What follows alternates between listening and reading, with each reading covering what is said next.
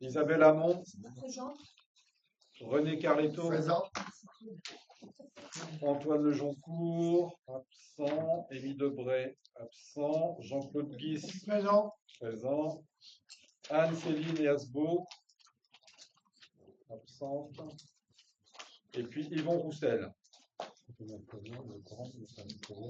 Voilà Vincent. Voilà Vincent. Bonsoir Vincent. Oui, oui, ça. Il était temps. Il est arrivé 19. Ah.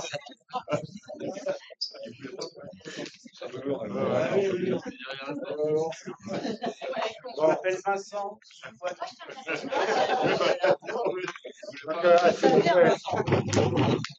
S'il vous plaît,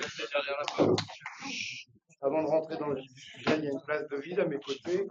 Donc, vous avez appris la triste nouvelle du décès de la fille de Michael.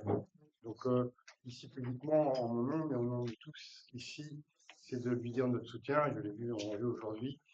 Et c'est rien de plus terrible que de perdre un enfant. Donc, c'est une lourde épreuve pour eux qui se sont investis à côté de Barbara durant plusieurs années. Et puis, il était plutôt vulnérable et il y a eu une mort subite. Et donc, on est bien à ses côtés. Et on sera aussi à ses côtés lundi à l'occasion de ses obsèques qui seront célébrées à 15 h. Donc, on a vraiment, tous, j'en suis sûr, et moi en particulier, une pensée forte pour elle, pour ses enfants, les deux filles, et pour son mari, Roland. Merci. Donc, on va passer à des choses beaucoup plus matérielles et terre à terre. Le premier point, c'est l'adoption de l'ordre du jour. Donc, est-ce qu'il y a des remarques? Je pense qu'il n'y a pas d'autres questions à l'ordre du jour que celles ce soir. Deuxièmement, donc le procès verbal de la séance dernière du 12 décembre, pardonnez-moi, du 10 octobre. Le 12 décembre, c'est aujourd'hui. Est-ce qu'il y a des questions, des remarques? Non, donc on considère qu'il est adopté. Ensuite, ah oui, le secrétaire de séance, s'il vous plaît. Yvette, d'accord. Ensuite, donc sur la note de synthèse et l'ordre du jour d'aujourd'hui, donc il y a différents points qu'on se partagera. Donc les ouvertures dominicales, comme d'habitude, pour l'année suivante, on doit se prononcer donc un an avant. Donc il y a eu des demandes qui ont été formulées, comme c'est indiqué dans le bordereau, et on a sollicité, comme c'est la règle aussi, les organisations syndicales représentatives avec les réponses qui figurent favorables ou défavorables. Et donc, il faut un avis du conseil municipal et ensuite le maire prend un arrêté pour l'ouverture en fin d'année, notamment de ces surfaces. Est-ce qu'il y a des questions? On a ça tous les ans. Et jusqu'à preuve du contraire, on avait toujours conservé et accordé cette dérogation compte tenu de la période. Est-ce qu'il y a des remarques? Question l'année dernière, ils nous avaient demandé d'ouvrir les dimanches de novembre et décembre, et je me souviens qu'on avait voté uniquement pour les dimanches de décembre. Si. Ouais, Est-ce que moi, je suis d'accord, hein, on a été sur décembre, uniquement sur décembre, parce que c'est lié aux fêtes de fin d'année notamment, et aux achats supplémentaires qui sont réalisés. Non, c'est pour l'année prochaine. C'est pour l'année prochaine, toujours un an avant. Je crois que je l'ai dit, ou alors oui. Dans toutes ces réserves, on est d'accord, ou il y a des abstentions, des votes contre? Jean-Luc, je vais partir du vote parce que je suis trésorier de la CPE. Ah, d'accord. Ça, c'est compris. J'ai déjà voté en tout cas. Donc, on signale que Vincent ne participera pas au vote. D'accord. Pour le reste, intercommunalité, c'est le deuxième point, la convention territoriale globale. Donc, c'est une convention avec la caisse d'allocation familiale, dont le terme arrive, c'est ce qu'on vous indique, en décembre 2025. Il faut la renouveler. Donc, elle est proposée à toutes les communes de la communauté de communes, donc les 26, plus la communauté de communes elle-même qui va délibérer sur cette question. Hein. Donc ça s'appuie sur un diagnostic qui est fait sur les besoins, les priorités à établir, qui figurent dans la convention, qui est en annexe. Vous avez les différents domaines d'intervention, petite enfance, jeunesse, parentalité, enfant, etc. Et donc il y a des prestations qui sont versées par la CAF aux familles, donc c'est intégré dans le dispositif. Et vous avez derrière des financements aussi quand il y a des investissements sur des multi-accueils, par exemple. Il y a éventuellement une aide financière, une subvention de la CAF. Et puis, il y a des actions aussi d'animation et de coopération qui ont lieu sur le territoire. Donc là, nous nous engagerions sur la période du 1er janvier 2026 au 31 décembre 2030. Et en général, on fait en sorte, je crois que ça a été décalé, que la convention que nous signons, la communauté de communes avec Team Mosaïque, corresponde aussi à la même période, puisque eux aussi ont des liens avec la CAF. Donc voilà. Donc, je ne peux pas dire autre chose. La plupart des communes s'engagent par rapport au dispositif qui existe et on a un compte rendu, une évaluation régulière des fonds qui sont dispensés par la CAF auprès de chaque commune. Pas de questions. Donc, je me vois qui est favorable pour changer un peu. Qui s'abstient? Marie-Laure, tu ne votes pas.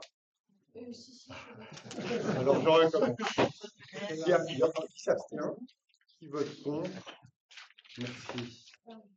Ensuite, sur l'INCARCO, la convention manager du commerce 2025-2027, oui, on a créé à la communauté de communes un poste de manager de commerce qui est financé en partie par la chambre de commerce de mémoire et d'une part et d'autre part, il y a une participation aussi des communes au prorata du nombre de commerces dont elles disposent. D'accord? Et on vous indique que c'est la communauté de communes qui finance 50% et le reste, c'est les communes concernées. Vous avez les chiffres. 25 750 pour les autres 50%, ça veut dire que ça coûte 50 000 €, autour de 50 000 €. Et nous, en fonction des commerces que nous avons et qui relèvent du fichier de la CCI, c'est ça que je me suis trompé tout de suite, ça s'élève à 5 656 €. Vous avez, donc c'est l'animation et la promotion des commerces, c'est l'accompagnement des commerçants, il y a des formations, des informations. Il y a une campagne qui a été menée à l'initiative des collaborateurs qui travaillent sur ce sujet. J'habite, j'achète, et je vis ici, j'achète ici. Hein. Il y a eu une campagne qui a été faite à l'été, il y en a une qui est faite à Noël en ce moment. Il y a aussi, l'objectif c'est de fédérer un peu les unions des commerçants pour avoir des échanges d'expériences et faire en sorte qu'on puisse transposer des choses qui sont faites à un endroit à un autre endroit. Je vais prendre un exemple, je l'ai pris l'autre jour en discussion. À Montneuf, par exemple, il y avait un café qui était fermé depuis longtemps. Donc, elle a participé à considérer les choses et à voir les financements possibles avec la Chambre de commerce, avec différents organismes pour réouvrir le café et pour y avoir une tenancière. Bon, je passe très souvent là pour aller à Marie 3 et il est fréquenté, il y a du monde et ça fonctionne, par exemple. Bon. Et puis plein d'autres choses, toutes les aides au commerce. Vous savez qu'on a un dispositif du pass commerce pour les investissements dans les commerces qui est organisé par la communauté de communes et dans la limite de 7 500 €, il y a 50% qui peuvent être donnés par la communauté et 50% par la région. C'est un dispositif partagé sans limite, mais naturellement, si vous avez un investissement de 5 000 €, vous n'avez pas 7 500, vous avez la moitié de 5 000 €. Et donc ça marche bien. Et c'est pour des aides à la rénovation des façades, enfin, etc., ou des investissements en matière d'équipement pour le commerce ou d'équipement informatique. Donc, je trouve que c'est une bonne initiative et en plus, on avait une jeune femme qui s'appelle Alexia, mais qui est arrêtée pour l'instant parce qu'elle a des jumeaux. Donc, voilà. Et elle a été remplacée par Sovic, là, et c'est très apprécié à la fois des maires et donc des commerçants. Voilà donc ce dont il s'agit. Donc, je vous propose que nous continuions et que nous financions ce poste à hauteur des montants qui vous sont indiqués. Facile à retenir pour guerre 56 €. Voilà. Est-ce qu'il y a des questions? Non, il n'y a pas d'abstention, pas de vote contre. Merci. Donc je vais passer le rapport toutes les affaires des effectifs et ça a été travaillé avec le CST, avec le directeur général des communes. Je lui passe la parole sur le tableau des effectifs où, comme d'habitude, on doit le mettre à jour régulièrement. Ensuite, il y aura le régime indemnitaire qui sera évoqué au point suivant. Mathieu. Merci, monsieur le maire. Effectivement, le premier sujet RH, c'est le tableau des effectifs. Alors, il s'agit aussi d'une refonte de ce tableau que vous avez déjà vu plusieurs fois en conseil municipal. Une refonte parce qu'au lieu de le présenter par grade, les grades, c'est la dernière colonne que vous avez sur la droite dans le tableau qui est page 4. On le présente plutôt par cadre d'emploi. C'est la troisième colonne du tableau. Et donc ça, c'est la refonte du tableau, mais dedans, effectivement, on actualise les effectifs de la commune, suite notamment à des avancements de grade qui ont eu lieu au 1er décembre dernier, donc c'est tout récent. Donc il y a une demi-douzaine d'agents qui étaient concernés. Donc ce tableau, il tient compte des anciens grades qui sont du coup supprimés, où étaient les 6 agents en question, et puis les nouveaux grades où ils sont depuis. Alors ça concerne aussi bien la filière administrative, dans le cadre d'emploi des agents, des adjoints administratifs, que la filière technique pour les adjoints techniques et puis techniciens également, et la police municipale également pour le grade de brigadier chef principal. Donc au moins comme ça on est à jour, et vous avez peut-être vu aussi dans la délibération, on prévoit donc l'embauche, le recrutement d'un technicien, non pas, pardon, pas d'un technicien, mais on a un recrutement à venir dans la filière technique, dans le grade, le cadre d'emploi d'adjoint technique. Et donc, on verra bien, une fois que le recrutement il aura eu lieu, sur quel grade d'adjoint on le met en fonction de la personne qu'on décidera de recruter. Est-ce qu'il sera adjoint technique de base? Est-ce qu'il sera un peu plus haut? Donc, on verra ça à un prochain conseil. Donc, en tout cas, cette délibération tient compte de tout ça. Voilà, donc on le fait dans toutes les institutions tous les ans.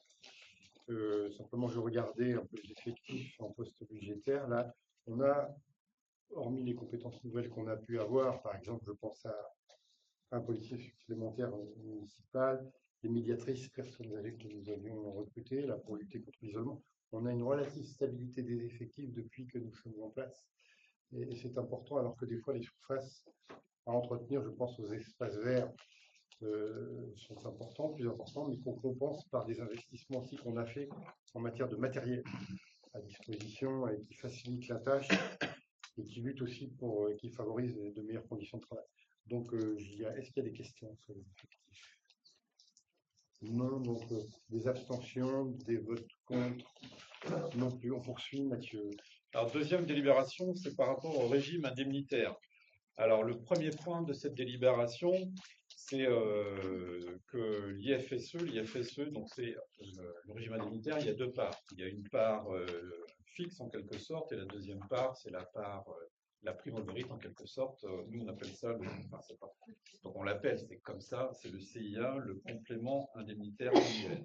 Et concernant la première partie, plus importante, donc l'indemnité de fonction de suggestion et d'expertise, j'ai vérifié avant parce que au bout de plusieurs années, on ne sait même plus ce que ça veut dire l'IFSE. Donc en tout cas, la principale modification de cette délibération, c'est d'acter le versement de cette IFSE au regard du poste et non plus du statut. Alors pour être plus concret, pour que ce soit plus parlant pour vous, donc jusqu'à aujourd'hui, si on était contractuel ou si on était titulaire, on n'avait pas le même IFSE dans la collectivité. Notre nouvelle DRH, donc, qui est arrivée donc, au mois de septembre, a vu ça, et c'est pas légal, logiquement, qu'on soit contractuel ou qu'on soit donc titulaire de la fonction publique territoriale, on doit avoir le même IFSE. Donc là, ce qu'on vous demande, c'est de valider le fait que les contractuels de la collectivité puissent avoir le même régime indemnitaire que nous, les titulaires de la commune de Guerre. Donc ça, c'est la première chose.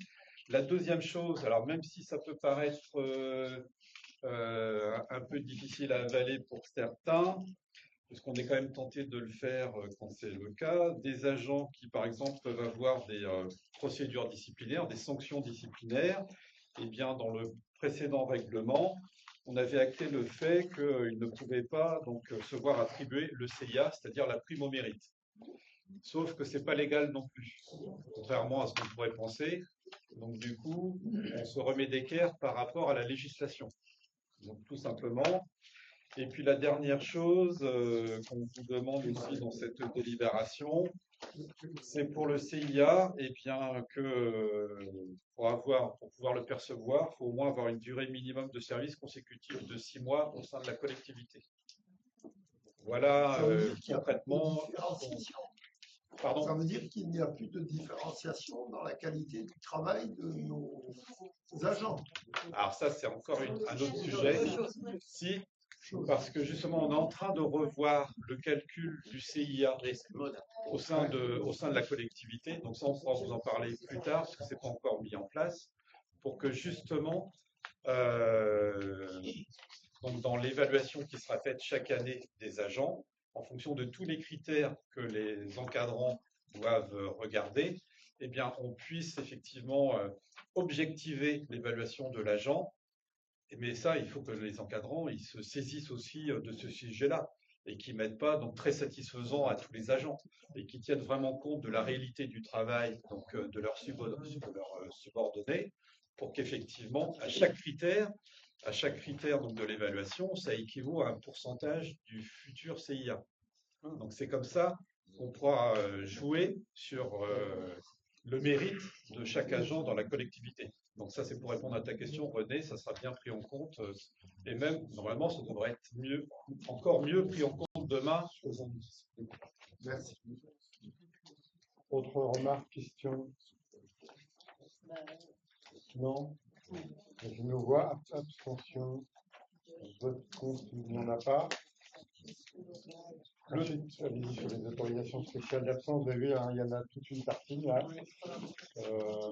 On s'est inspiré en fait un peu des règlements de la fonction publique d'État et aussi du CDG, donc voilà, c'est une reprise, mais ça la clé, allez-y. Alors, c'est tout simplement parce qu'on a un règlement intérieur qui commence un petit peu à dater, donc il va falloir qu'on le reprenne. Ce sera un gros chantier 2026 sûrement, puisqu'il faudra traiter toutes les questions RH dans ce document.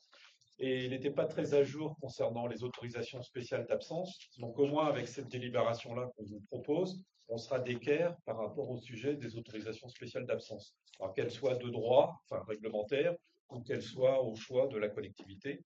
Et par exemple au choix de la collectivité, jusqu'à aujourd'hui, donc la collectivité autorisait les agents à s'absenter de la collectivité pour passer un concours, mais seulement pour l'oral, si je ne me trompe pas. Là, maintenant, à partir d'aujourd'hui, on propose qu'effectivement les agents puissent s'absenter de la collectivité pour passer un examen ou un concours, à la fois pour l'écrit et pour l'oral, pour les encourager justement à s'inscrire dans tous les concours de la fonction publique territoriale. Donc ça, c'est un des éléments. Mais en tout cas, voilà, on se remet, on aura un document vraiment d'équerre pour toutes les autorisations spéciales d'absence, qu'elles soient réglementaires ou au choix de la collectivité. Vous avez vu, on en a un paquet. Hein. Ouais. C'est pour ça que ça fait une tarte.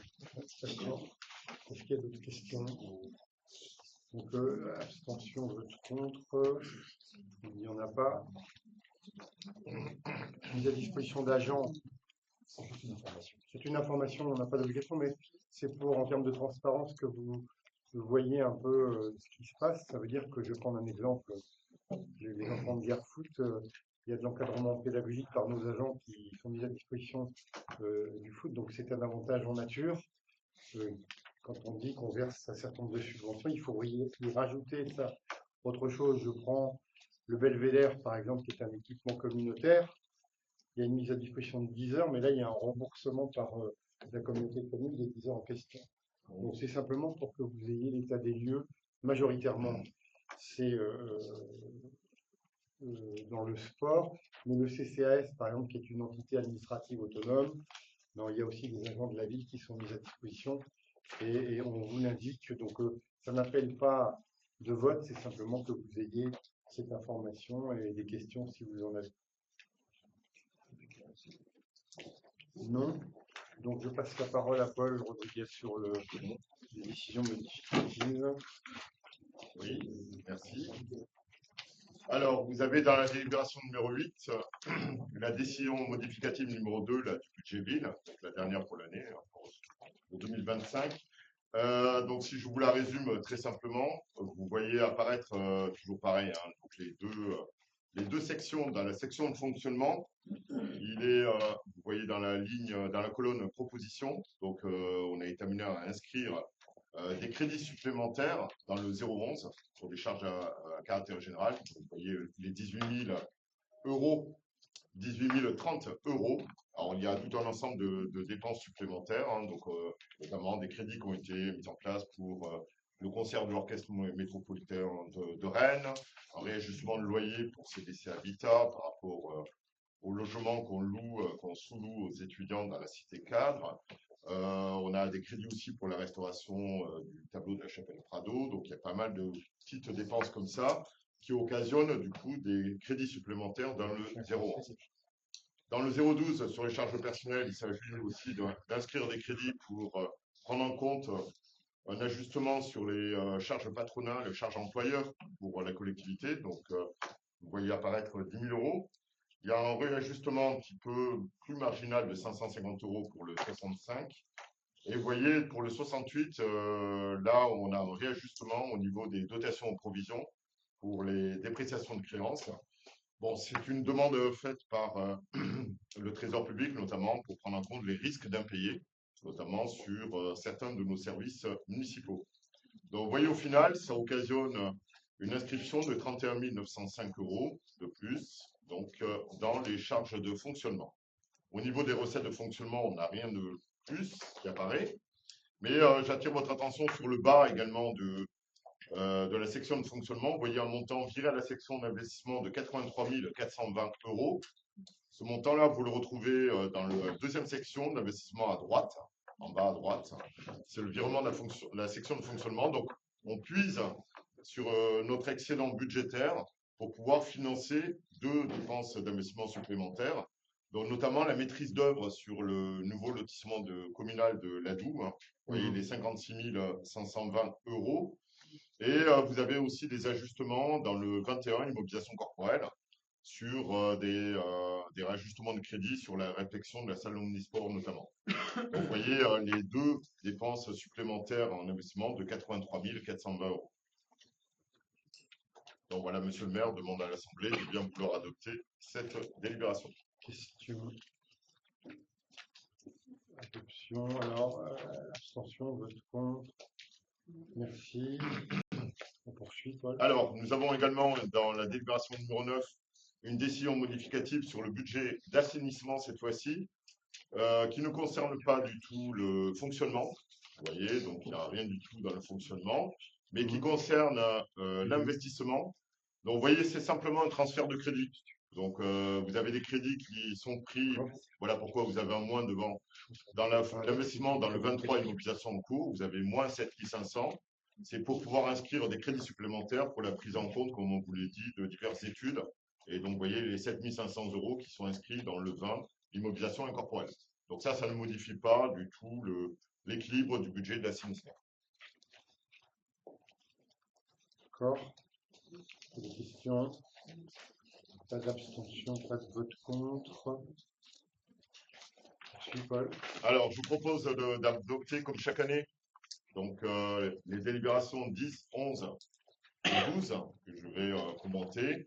Très simplement, hein, vous savez que c'est une procédure budgétaire qu'on applique chaque année, parce que dans le budget de l'année n'est pas voté au sein de la commune au 1er janvier de la même année. Donc, c'est pour ça que pour pouvoir nous permettre une continuité au niveau des dépenses d'investissement, on vous précise bien que les dépenses d'investissement ne peuvent être liquidées sur autorisation du conseil municipal que dans la limite du quart des crédits ouverts l'année précédente.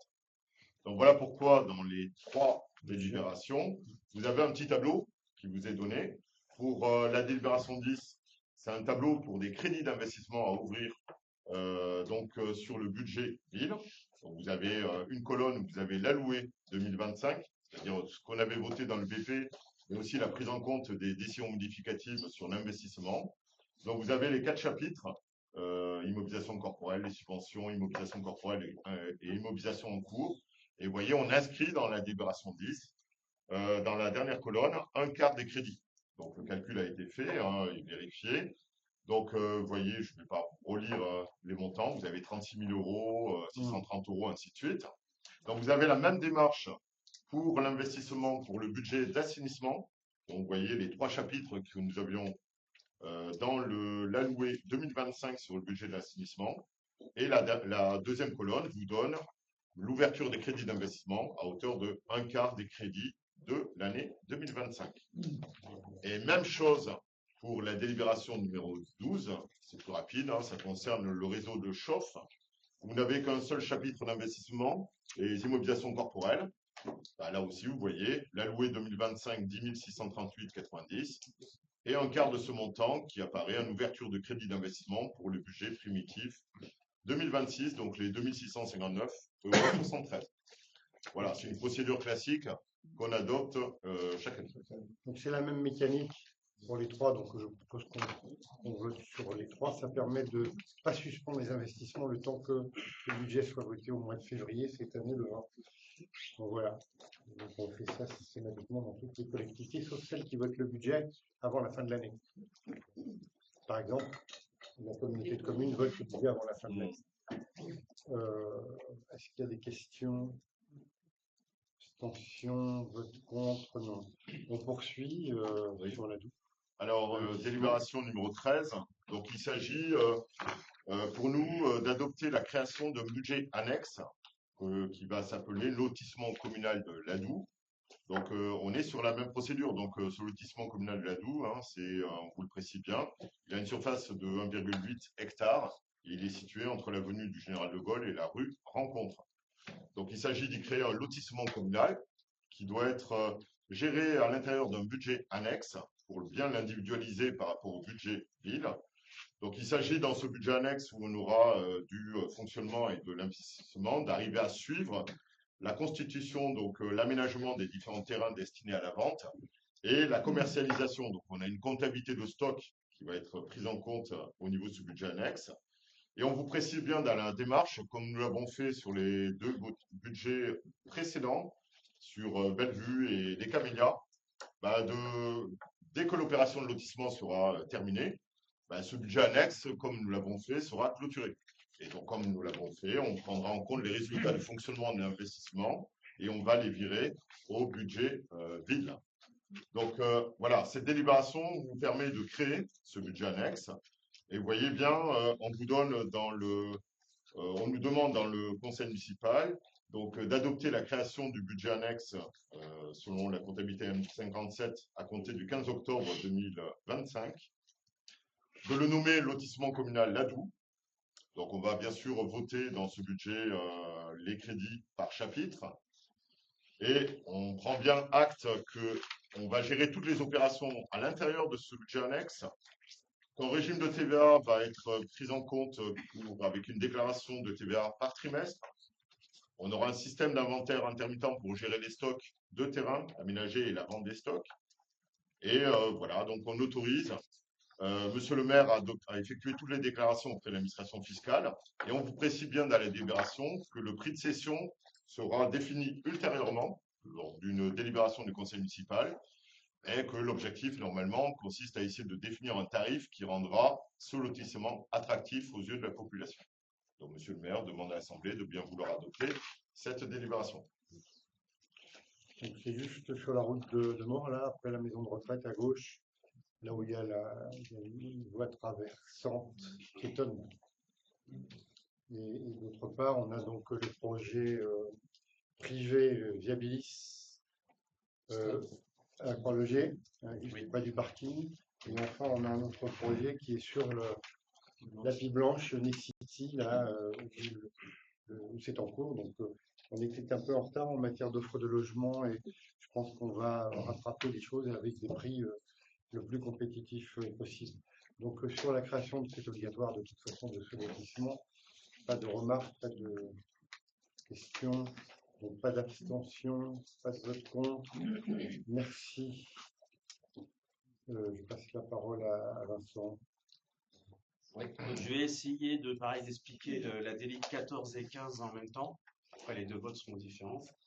Pour vous mettre dans la position de, comme nous, des usagers qui reçoivent leur facture d'eau et d'assainissement. C'est ça qui est assez complexe. Donc, quand vous recevez une facture, vous avez un bloc qui est le bloc de l'eau. Donc là, la compétence est exercée par Eau du Morbihan. Donc, on a voté les tarifs vendredi dernier, je voulais dire, les augmentations de tarifs. Donc, pour les petits consommateurs, ce qu'on appelle des petits consommateurs de 0 à 150 mètres cubes, qui est la plupart d'entre nous, c'est 0 centime d'augmentation. parce que je le cite, parce que c'est un principe commun à l'heure actuelle. Par contre, du coup, sur les grands consommateurs ou les gros consommateurs, c'est là qu'on va chercher des recettes complémentaires, ça va aller de 4 à 16% d'augmentation. Et notamment les collectivités, parce que là, elles sont concernées à hauteur de 10%, il me semble. Donc, on aura ce bloc-là pour les petits consommateurs à 0% d'augmentation. À côté de ça, vous avez le bloc assainissement. Dans le bloc assainissement collectif, évidemment, qui sont à l'assainissement collectif, vous avez, pareil, deux parties. Vous avez la partie, comment dire, la tarification pour le délégataire, donc les gens qui exploitent notre système d'assainissement, stations et réseaux, en l'occurrence Veolia, parce qu'ils avaient eu un marché de 10 ans. Donc là, l'augmentation, c'est des formules de révision annuelles. Je me suis renseigné, on va être sur 1 à 2 centimes du mètre cube.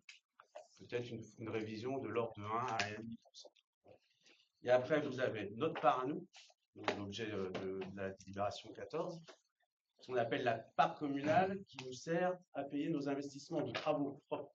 Essentiellement, on a déjà évoqué à travers le schéma directeur d'assainissement, ça sera le réseau, les tuyaux. Donc sur cette partie-là, ce qu'on vous propose, on a besoin de recettes évidemment pour pouvoir asseoir notre plan pluriannuel d'investissement. On vous propose une augmentation sur la partie forfait à de 2,70 €. On passerait de 27 € à 29,70 € et une augmentation de 6,5 centimes du mètre cube sur la part variable. Alors pour un usager moyen autour des 80 mètres cubes par an, ça fera une augmentation, on fait des petits calculs, on sera entre 7 à 8 € l'année. On parle bien de ça. Après, il y a un autre élément qui vient se mettre en place. Alors, même raisonnement pour les.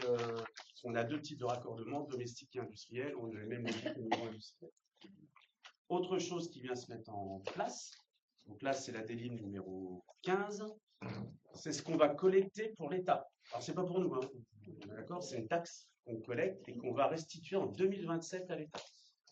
L'État, il fait quoi? Il crée une taxe sur l'eau potable, qu'il a actée. C'est les usagers qui paieront en direct, 32 centimes. Après, il met en place une taxe pour les collectivités sur le système de performance.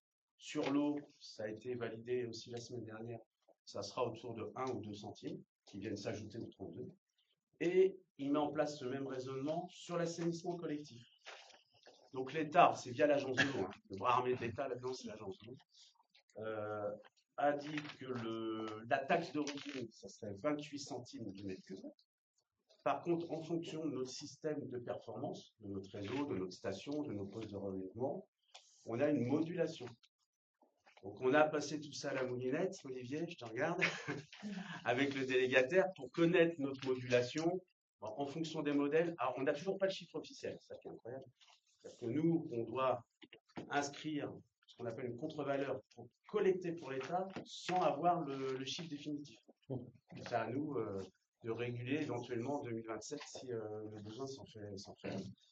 Donc d'après les modèles qu'on avait, on serait sur du 0,45, 0,49, je crois qu'à un moment donné on disait en modulation. Donc ce qu'on vous propose, c'est une petite prudence, c'est d'être sur une modulation à 0,5, donc OF modérateur à 0,5. D'autant, c'est là que c'est très fort, c'est que la taxe, elle est due sur les factures émises. Ça veut dire que si on a 2% d'impayés, parce que c'est souvent ça, on doit quand même payer l'État sur zéro de recette, y compris sur les impayés. Donc voilà, il faut, voilà. Donc, mesure de prudence, on vous propose un 0,5 qui fait 14 centimes du mètre cube. Voilà. C'est très simple. J'essaye de faire simple. Donc il y a deux délibérations, un pour notre part communale, ce que j'ai expliqué, et un pour la taxe de l'État. Jean-Luc, Oui, avec des questions. tout est clair? Merci. Abstention. S'il vous plaît. Abstention. Votez un par un. Ouais. Il n'y en a pas. Nous poursuivons.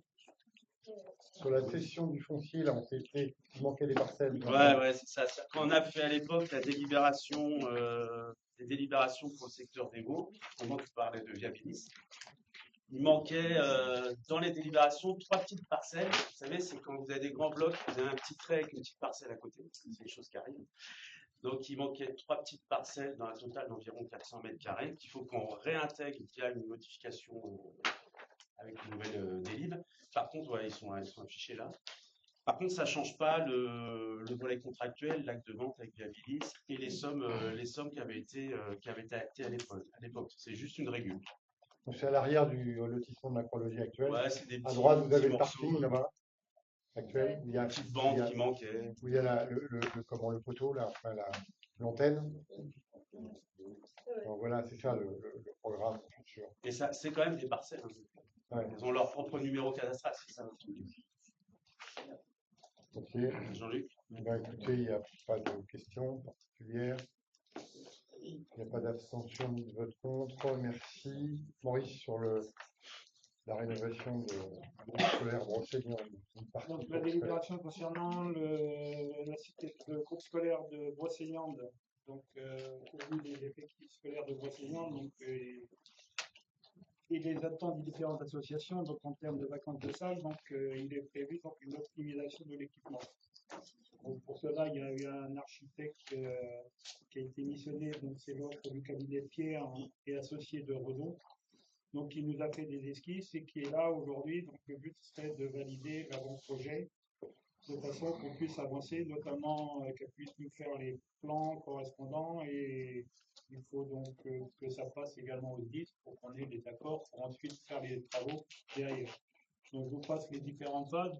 Ce qu'il faut savoir et prendre en compte, donc l'estimation par corps d'État, donc il s'agit d'un montant de 135 000 TTC, plus l'eau fluide de 97 000. Donc là-dessus s'ajoute également donc, une mission de maîtrise d'œuvre, donc pour suivre les travaux, parce que ça quand même ça paraît assez important, d'autant plus qu'il y aura sans doute une commission de sécurité, donc il faut faire les choses dans les normes. S'ajoutera également un contrôle technique et des missions SPS, genre une assurance dommage ouvrage.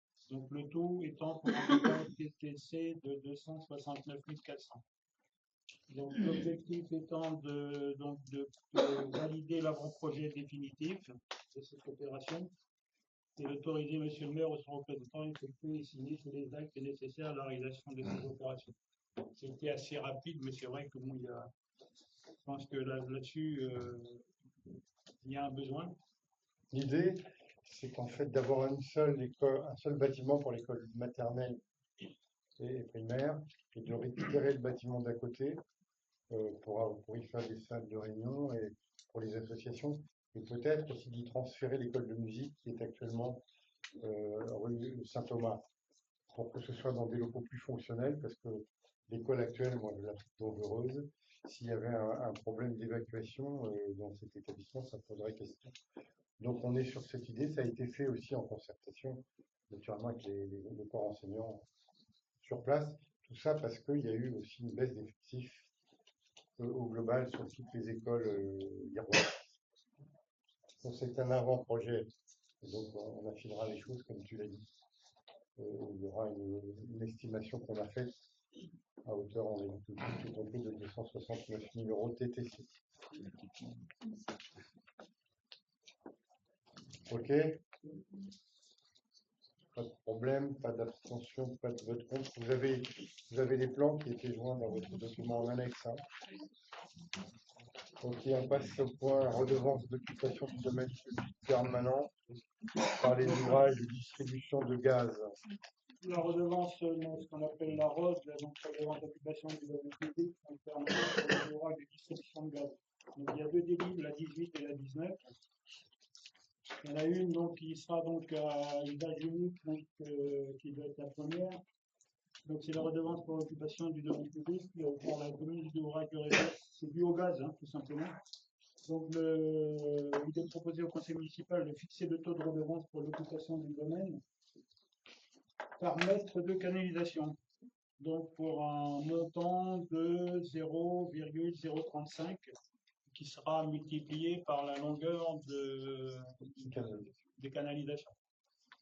Ça, c'est pour la première. Et pour la deuxième, donc c'est une redevance permanente, c'est-à-dire que tous les ans, il y aura une remise à jour. Donc, qui est sur le même principe, sauf que le montant de la redevance n'est pas le même, il est de 0,70 qui sera également multiplié par la longueur actuel qui est renouvelé en fonction de l'avancée du linéaire des vols. Vas-y, on est. Qui c'est qui paye? On va l'occupant. C'est l'occupant, c'est pas la mairie. Ah non, Ah non, non, non, c'est Non, recette. c'est une facture. En fait, C'est hein. contraire, c'est recette. Ouais, c'est une recette. Le gestionnaire. Donc là, dans le cadre, par exemple, de l'installation du gaz, il y a une redevance provisoire qui est payée par l'installateur. C'est ça que ça coûte. Et à terme, quand tout sera en place, il y aura une redevance définitive, permanente. Pas de questions. Donc vous avez vu que les travaux avancent. L'objectif que nous avions, c'était de servir en priorité, on a fait un détour un peu immédiat, qui a des véhicules au gaz et qui a bénéficié dans l'acquisition de ces cartes de subventions qui étaient soumises à des éco-conditions, dont l'approvisionnement en gaz. Donc il fallait qu'on aille vite, d'une part, et puis après on va continuer pour arriver par derrière, là, par l'évêque jusqu'au presbytère. Et ensuite, on essaiera de continuer dans le futur, et à terme, les bâtiments publics seront alimentés par du gaz majoritairement, et après, les foyers également pourront y prétendre. Donc c'est une opération qui a été menée en lien avec la communauté de communes, Morbihan Énergie, il y a Ougan qui est dans le coup, et il y a nous qui sommes aussi en tant que collectivité. Donc aujourd'hui, sont alimentés Mix Buffet et les écoles militaires. Vous voyez, il y a des travaux qui sont en cours d'ailleurs à l'entrée des écoles militaires. Mix Buffet n'est pas encore raccord. Pardon? Mix Buffet Non. n'est toujours pas raccord. Ils m'ont dit pourtant que c'était. C'est pas ce qu'ils Ils sont ont toujours. c'est pas ce qu'on Toujours nous a pas, je les ai rapporté. vus C'est pas ce qu'on nous a dit. Je les ai vus il y a 10 jours, c'est toujours pas parce que le propane est encore moins cher que le gaz naturel et qu'il ne passe pas au gaz naturel. Ah ouais. Bon, parce que c'est vrai que moi j'étais allé une réunion avec eux, et effectivement il y avait ce problème. Ils avaient un prix différencié entre Pleu Hermel, qui payait, je sais pas, un prix à 10 alors que Pleu Hermel payait 3. Oui, parce que c'est normal, plus tu es loin de la conduite de transport, plus tu payes cher, hein, puisqu'il y a des investissements, notamment il y a Ouais. les redevances qu'on vient de voter. Donc, plus on s'éloigne du réseau de transport, plus le coût Ouais. est élevé. C'est pas ce qu'on nous a dit. Non, mais bon, moi j'étais à une réunion où on avait discuté parce que l'estimation des travaux qui a été réalisée a entraîné une baisse en fait des montants. Et il y a une rétrocession des surcoûts, non, pas des économies, pardon, et à Mix Buffet et aux écoles militaires. Donc qui est en cours, puisque j'ai eu les chiffres et j'ai eu M. Lally, directeur de Morbihan Énergie, au téléphone. Sur le reste, moi j'étais sur la même idée que j'espère qu'ils vont le faire. Ok, mais en tout cas, sur la redevance, donc c'est clair. Est-ce qu'il y a des questions, d'autres questions? Des abstentions, des votes contre? Il n'y en a pas, il reste un point. Maurice, sur la voirie communale. La voirie communale, donc, qui est composée donc, de voiries communales, ce qu'on appelle les WC, qui est composée également de chemins ruraux, de chemins d'exploitation et des chemins qui sont classés PDIPR. Donc voilà, il y a une remise à jour. Donc cette remise à jour, elle a été effectuée par une personne donc, qui est venue donc, dont Olivier Lambert était le tuteur stage. Donc c'est une licence pro métier technique des collectivités territoriales. C'est une personne qui est venue, qui a travaillé sur l'existant, qui a passé un certain temps en collaboration avec Olivier, avec moi, pour qu'on puisse vraiment inventorier les voiries. Donc, on peut avoir des surprises. Donc, il faut savoir également que cette délibération est transmise à la préfecture pour prétendre à la DGF. Donc là, quand vous reprenez donc, la voirie communale, vous reprenez la voirie, il y a 2024, mais aussi on vous propose la 24 et la 25 sur les dernières pages. Donc de voirie communale, vous passez, donc il y a en 2024 de 62 769 pour 25 82 812. En rue, on est de 42 785 à 39 104. Les places sont également inventoriées, donc 2199 en mètres linéaires, 2159, ça se tient à peu près, le total des voiries communales, donc si vous ajoutez les 3 voiries communales, les rues et les places, donc 24, on était à 107 753 et là on passe à 115 864. Ça s'équilibre un peu.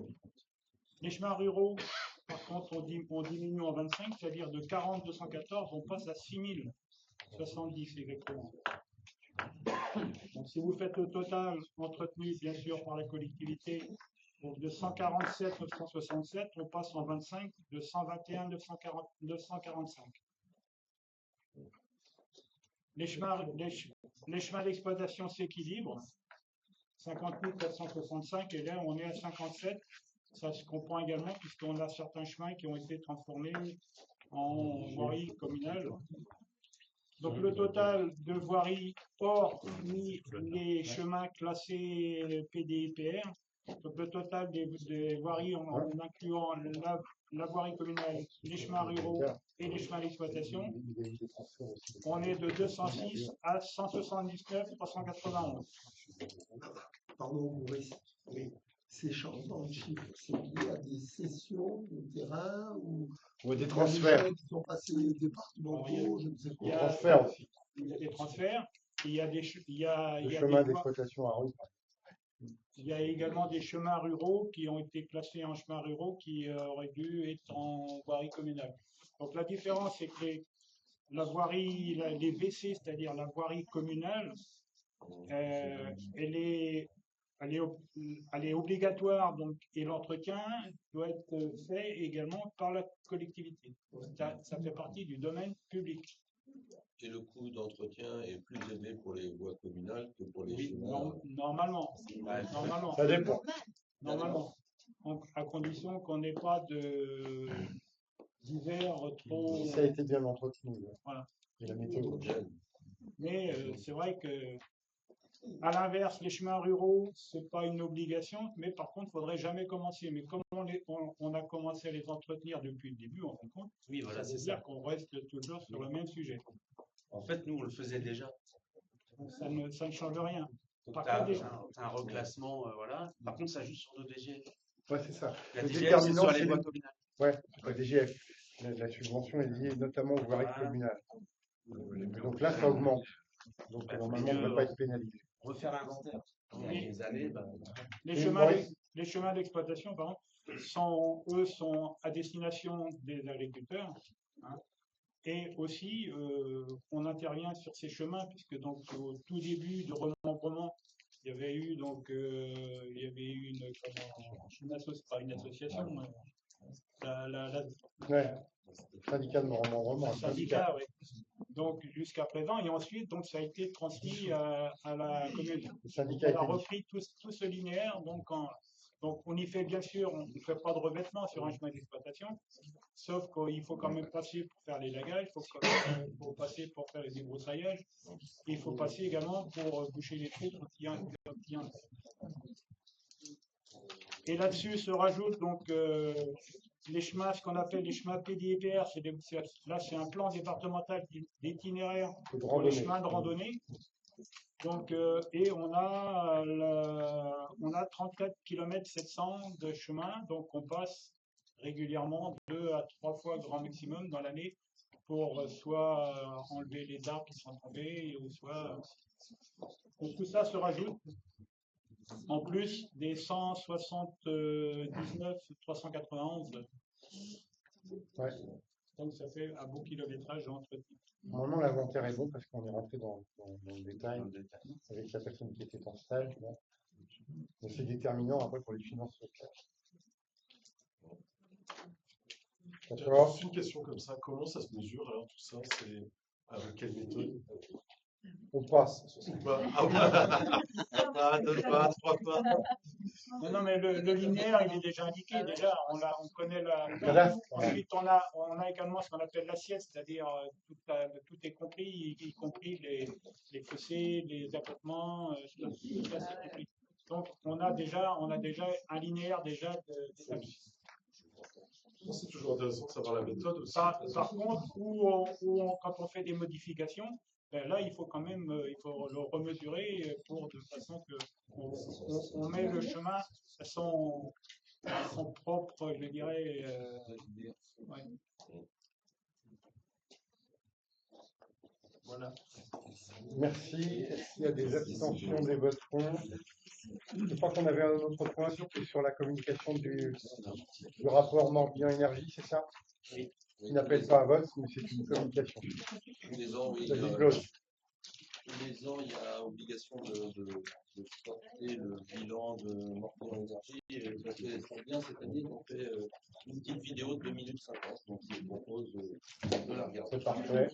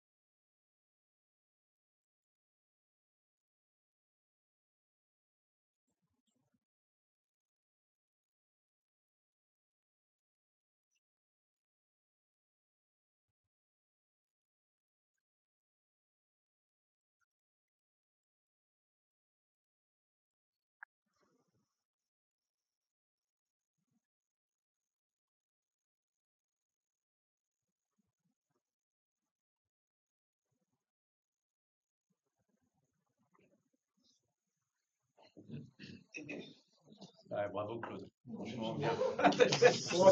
Bravo, toi. Il y a autre chose à ajouter, Claude? Comment Il y a autre chose en plus à Non, ajouter? non, non. Si, juste dire rapidement aussi, l'année dernière, on avait vu une dégradation du critère B, c'est-à-dire du temps de coupure par habitant, c'était lié aux tempêtes. On était passé à plus de 300 minutes. On est retombé là cette année 2025. On est revenu sur les normales, parce qu'on n'a pas eu de tempêtes plus que d'habitude. Et il y a un renforcement des réseaux souterrains avec un programme donc fait par Morbihan Énergie et également avec Enedis qui développe, qui renforce l'enfouissement des eaux. Voilà, l'essentiel. D'accord. Merci. Mon oncle l'année dernière. Juste un point, c'est pas fini. Je voudrais juste vous donner quelques informations de date. Remercier aussi les membres du Conseil des sages qui sont là. On avait dans notre programme électoral mis en place un conseil des sages.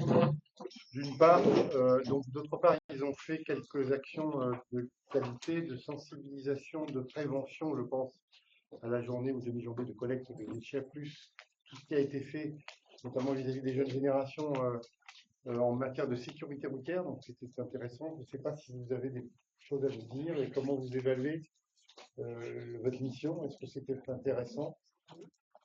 Oui. On est parti de, on n'avait pas trop de, on ne savait pas où aller et quels étaient nos prérogatives. Donc, voilà. On était parti donc d'un sondage réalisé Je au me rappelle. population, Oui. qui nous a permis d'avancer sur le domaine de la sécurité, puisque c'était le point qui était ressorti en priorité. Et on a essayé de mener à bien quelques actions, notamment en partenariat avec les deux collèges. Et puis une chose qui me tenait moi particulièrement à cœur, c'était donc le nettoyage de la nature avec le ramassage des déchets. Bon, on n'a pas, l'adhésion n'a pas été aussi importante que ce qu'on aurait souhaité. Mais bon, pour tous les gens qui ont participé, je pense qu'il y a eu un bon retour et puis ce qui a été collecté, donc, ça. Et je pense que c'est des actions qui peuvent être renouvelées régulièrement parce que malheureusement, les déchets, ben voilà, on les retrouve très régulièrement. Mais bon, je pense que c'est bien et surtout si on peut associer les jeunes, je pense que ce serait aussi une façon d'améliorer la nature et de faire prendre conscience que voilà, c'est l'importance de ramasser ces déchets. Les gens pensent que dans la mesure où ils trient, ça coûte moins cher, mais si on ne trie pas, ça coûte plus cher. Il y a des taxes, si vous avez vu ça, la TGAP, là, qui va augmenter de, je ne sais pas quand c'est les taxes, Oui, mais c'est comme. qui prélèvent des taxes et qui sont à répercuter pour nous sur les usagers. Alors qu'on est arrivé à un budget équilibré. Mais en tout cas, merci pour tout ce que vous avez proposé et réalisé. C'est à renouveler. Les équipes suivantes verront ce qu'elles proposent, mais vraiment très sensible à ce que vous avez réalisé. Ceci étant dit, juste un point quand même, parce que je suis aussi président de la communauté de communes, et on s'est engagé, les maires, à faire un tout petit point sur la communauté. Je ne vais pas faire un grand point, nous votons le budget la semaine prochaine, hein, depuis 2 ans. On vote le budget avant la fin de l'année et on perd beaucoup moins de temps puisque janvier, février, mars sont opérationnels et donc ne sont pas des mois morts d'une certaine façon. Juste, parce qu'il y a des choses qui nous concernent directement ici, je pense. Je m'étais engagé aussi à ce qu'on fasse un nouveau centre social ou qu'on aménage les locaux du centre social. Donc on est en plein dedans. J'ai eu cette semaine une réunion avec un cabinet assistance à maîtrise d'ouvrage et on en a profité pour faire un inventaire de tous les bâtiments communautaires qui existent ici sur la commune et pour voir comment ils étaient utilisés, comment on pouvait avoir des marges de manœuvre. Donc on est à ce stade, on va se revoir en janvier et on va associer à la fois des élus de la commune et des représentants du centre social pour affiner les choses, puisque d'ores et déjà ils utilisent des bâtiments communaux, 5 classes, et donc il faudrait d'autres surfaces parce que les bâtiments, on a abandonné l'idée de réhabiliter où ils sont aujourd'hui, où est le centre social, parce que ce serait des travaux considérables, ce ne serait pas adapté. Et on nous avait dit, quand on en avait discuté, qu'on pouvait dissocier les activités d'autres activités qui sont exercées par le centre social. Donc on réfléchit à ça, où on récupère des bâtiments existants, où on en étend, qui existent, où on crée éventuellement un bâtiment annexe neuf. Donc on n'a pas encore décidé, il y a des hypothèses qui sont échafaudées. En tout cas, moi je souhaitais, avant que je ne quitte mes fonctions, que cet engagement soit respecté. Donc il y a des crédits qui sont inscrits au budget et qui ont été adoptés dans le cadre des orientations budgétaires auxquelles j'étais pas pour des raisons familiales, exceptionnellement. Mais le vote, c'est jeudi prochain. Donc ça, c'est engagé, ça va être engagé. Le deuxième point, c'est à proximité, c'est le centre des Landes, puisque on a repris depuis janvier 2024 la gestion du centre des Landes en direct, sans qu'il y ait de rupture de fonctionnement. On a fait du recrutement. Simplement, il y a des travaux à y faire parce que le centre des Landes, il a été inauguré en 2001. J'étais le président déjà de la communauté de communes. Et tous les bâtiments, dans le cadre d'un plan de rénovation énergétique, vont être réhabilités. Bon, la partie accueil, mais surtout la cuisine. La cuisine n'est pas aux normes. Quand on a repris, il y a eu un contrôle des services vétérinaires qui datait de quelques années sur la marche en avant, enfin, etc. Et donc, on avait obtenu du service vétérinaire, ça s'appelle plus comme ça, mais je schématise que on ne nous embête pas, on ne ferme pas la cuisine si on avait des travaux qui seraient engagés. C'est pareil, c'est inscrit au budget, 720 000 € de travaux qui sont prévus sur la cuisine. Derrière, il y a des bâtiments. Donc on va isoler la cuisine aussi de l'intérieur, hein, parce qu'il y a des économies à faire d'énergie. Le bâtiment d'hébergement, qui a une capacité de 69 places juste à côté, donc il y a un problème parce qu'il n'y a pas d'escalier d'évacuation de sécurité, donc on va réhabiliter aussi les espaces, on va revoir l'isolation, mais cette fois en extérieur, hein. Donc ça c'est au programme aussi. On a inscrit sur la base de propositions qui nous ont été faites par la société Seine-Morez, c'est une filiale de la région, 1 million de travaux, donc programmés en 2026 et 2027, et en 2027-28, le site des Menhirs bénéficiera aussi d'un bâtiment supplémentaire d'accueil fermé pour accueillir les groupes, et sans doute d'une petite boutique qu'on installera à cet endroit. On a pris le parti pris que la tête de pont, c'était pas le centre d'hébergement, mais c'était bien les Menhirs plus la réserve régionale, qui fait 130 hectares, dont on a la gestion en propre aujourd'hui, et non pas partagée avec une association. Donc ça concerne quand même aussi le territoire ou la proximité du territoire. Le dernier point d'actualité, donc c'est en cours, hein, c'est le parc d'activité du Val-Coric, la 3e tranche. On avance, alors, si on n'a pas les problèmes météorologiques, notamment en termes de bitume, on avait prévu que ce soit livré avant la fin du mandat, ça ne sera peut-être pas, mais peu importe, l'essentiel, c'est que les travaux aient été engagés, donc ils sont en cours, avec des installations prévues à court ou moyen terme. Donc je le dis parce que c'est acté. Tramway se déplace à cet endroit, le restaurant. Il a changé de côté. Hein, il se mettra à proximité du restaurant, je l'appelle de Saint-Marc, le routier on l'appelle maintenant. Et entre Vester et le restaurant qui s'installera, il y aura des padels, 5 padels couverts, c'est-à-dire qu'il y a eu une pétition qui a été signée par un certain nombre, 35 personnes à la Boulelle, hein, au motif que le padel, à l'origine, on l'avait mis à côté du futur rond-point de l'Écusson, côté la Boulelle.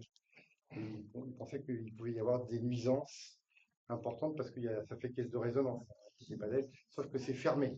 Donc il y en a beaucoup moins. Donc moi je les ai reçus, on les a écoutés et on a proposé en accord avec l'investisseur, c'est un investisseur rennais, de les déplacer là où je dis, où il y aura beaucoup moins de bruit par rapport aux habitants, puisque derrière, il y aura un Intermarché qui est un projet de station-service, de station de lavage et de box. On a une société de restauration API qui vend des repas aux collectivités qui va s'installer, 50 emplois. Hein, le permis de construire est en instruction. Donc ça fera écran par rapport. Et il y a Guerquette qui a acheté aussi 1 hectare pour avoir une parcelle de ce côté. Et enfin, juste derrière les transports, là, le transporteur Morin, Nick Buffet, avait souhaité acheter 2 hectares et ils avaient décalé, ils m'ont retéléphoné, enfin ils nous ont joint la semaine dernière, ils vont acheter 2 hectares bientôt, hein, dès le début de l'année prochaine, à raison de 40 € l'hectare. C'est intéressant, ça fait des rentrées pour la collectivité de 800 000 €, donc c'est pas mal. Donc voilà, après il y a la route, la déviation qui va se poursuivre. Donc on ne pourra pas aller à la Boulette après, hein, par cet endroit. Hein. Il y aura un Merlon. Donc il faudra soit aller au rond-point du Val-Coric, soit tourner au rond-point de l'Écusson à droite pour les riverains. Donc ça, on espère que ça va avancer. Alors après, dans le cadre du contexte général d'évolution, de protection du foncier, de la Loisanne, etc., etc., etc., moi je pense qu'un jour, la partie qui est entre l'Écusson et Pro et compagnie, pour faire simple, sera dédiée sans doute à l'économie, hein, parce que ce sera un lieu de passage, il ne pourra pas y avoir d'habitat à cet endroit, ben parce que c'est bruyant, enfin, etc. Et donc, juste une réserve, parce que moi je donne des indications qui nécessitent un vote, y compris pour les padels. Là, on a remis le terrain de l'autre côté à la disposition de l'investisseur et ce sera délibéré jeudi. Mais l'investisseur est d'accord pour se déplacer. D'aucuns m'ont dit un padel, ben si, un padel, ça amène du monde. Hein. Et ceux qui sont à Rennes, là c'est saturé, ils viendront plutôt facilement, ceux qui sont autour de Rennes, au lieu d'aller à Rennes, s'embêter dans les embouteillages, ils auront un temps, et c'est une activité complémentaire et intéressante. Et dernier point, et après je me tais vraiment, sur la communauté de communes, je vous parle que de ce qui concerne le territoire, puisqu'il y a d'autres investissements qui sont prévus aussi ailleurs, je pense au casernement à la Gacilly, des pompiers, qu'on va vendre pour en construire un nouveau. Je pense aussi au bois de Guignon, c'est le dernier point sur le secteur. Donc, nous avons délibéré à la communauté de communes pour racheter au groupement Super U, qui est d'accord, le terrain du bois de Guignon, là où la maison a été abattue. Il y a à peu près 2000 m² qui appartiennent au département. Parce qu'on m'a tanné à chaque fois sur cette maison, mais qu'est-ce que tu fais à la mairie? Mais elle n'est pas à nous, elle était au département. On a mis 3 ans à ce qu'elle soit démolie. Donc il y a 2000 m² qui sont sans doute mis à la vente, sauf qu'on a la bande des 100 mètres de la loi Barnier, où on ne peut pas construire, sauf des équipements liés à l'autoroute, une station-service par exemple. Donc il y a 4 hectares qu'on va racheter à la communauté de communes. À hauteur, on a fait une estimation des domaines à hauteur de 450 000 € et qui vont être disponibles pour éventuellement aussi ou des investisseurs ou à d'autres destinations. On a déjà des personnes qui sont intéressées par le projet. Donc voilà, il y a quand même plein de choses en cours et ça participe ça aussi de la dynamique de notre territoire grâce aussi à la Casse-Bois. Et je dis souvent que la communauté de communes, souvent on ignore ce qu'elle fait, ce qu'elle réalise, quelles sont ses compétences, mais je calculais l'autre jour en intégrant les parcs, puisque vous avez les 2 parcs en bordure de Casse-Bois, vous avez la Dabonnière, vous avez le Bourget, c'est plus de 15 équipements qui sont communautaires ici. Et donc si la communauté de communes n'investit pas, ce serait à la charge exclusive du contribuable et des ressources de la commune. Donc il y a des choses qui sont faites, qui avancent, mais là-dessus, ce sont presque des engagements définitifs, puisque c'est inscrit, ça n'a pas été discuté, qu'ils y étaient aux orientations budgétaires. On va délibérer là-dessus jeudi, mais c'est important de le dire parce que c'est aussi quelque chose d'intéressant. Alors, on aura à travailler dans le futur, mais moi, je ne me mets pas à la place des équipes qui vont arriver sur le logement, dans des conditions raisonnables. Moi, j'ai toujours dit ça, il ne faut pas qu'on devienne une cité dortoir. Il faut toujours qu'on soit une cité de qualité, mais il faut qu'on ait des logements pour proposer aux gens qui travaillent ici, qui habitent ici, qui n'aient pas à faire de déplacement pour constituer aussi la fréquentation des écoles. C'est important. On a fait pas mal de choses en matière de logements sociaux. Et là, il faut que nous poursuivions en la matière parce que c'est indispensable. Alors nous, on est à la frange avec la frontière. Beaucoup de gens habitent aussi autour, mais il y a plus de 4500 emplois ailleurs sur le territoire de la commune, donc c'est pas neuf. Donc voilà un peu ce que je voulais vous dire et vous dire que la communauté de communes, c'est un atout important pour la collectivité. Dernier point, je me tais, c'est sur le calendrier. Il y a un conseil communautaire, donc 2 conseils communautaires, c'est facile à retenir, c'est le 20 janvier, orientation budgétaire. Le 20 janvier, mais je suis tellement dans la communauté de communes, le 20 janvier et le 20 février, 2020. Le budget, ce sera le dernier, le 20 février de ce mandat. Autre chose. Les vœux à la ville donc, sont le 10 janvier à 11 h à la salle des fêtes et les vœux au personnel au personnel de la ville, c'est le 6 janvier ici à 17 h. Donc tous les conseillers municipaux ils sont conviés à la médiathèque.